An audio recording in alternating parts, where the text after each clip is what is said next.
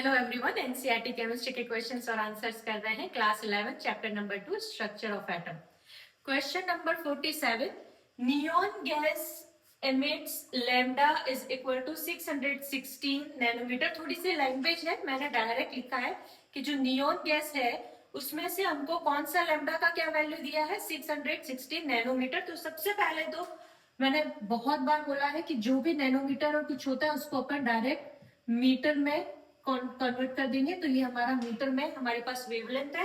4 questions है। Calculate the frequency, distance traveled in 30 seconds, calculate energy of quantum and calculate number of quanta if it produce 2 joule of energy। 4 questions करेंगे, बहुत ही simple और छोटे छोटे questions है but 4 questions.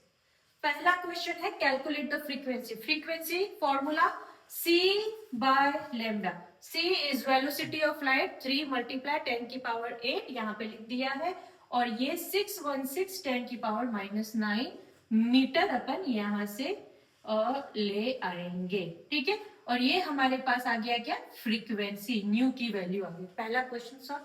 ठीक है, दूसरे क्वेश्चन पे आते हैं कि ये जो रेडिएशन है ये वेवलेंथ वाली, वो 30 सेकेंड में कितना डिस्टेंस ट्रेवल करेगी। तो वेलोसिटी ऑफ रेडिएशन होता क्या है, 3 इंटू 10 की पावर 8 मीटर पर सेकेंड। तो पर सेकेंड में कितना डिस्टेंस है, 3 मल्टीप्लाई 10 की पावर 8। तो जो हमारे पास 30 सेकेंड में कितना होगा, वो 30 सेकेंड को इसमें मल्टीप्लाई कर देंगे तो ये हो गई distance travelled by this radiation, जिसकी वेवलेंथ है 616 नैनोमीटर। फ्रीक्वेंसी निकाल ली, 30 सेकेंड में वो रेडिएशन कितना डिस्टेंस ट्रेवल कर लेगी वो निकाल। कितने भी सेकेंड दिए हुए हैं, जो 3 इंटू 10 की पावर 8 है उसमें आप मल्टीप्लाई करो तो आपके पास आंसर आ जाएगा कि इतने सेकेंड में कितना वो ट्रेवल। थर्ड क्वेश्चन है calculate energy of quantum. Energy का फॉर्मूला हमको आता है E is equal to h new.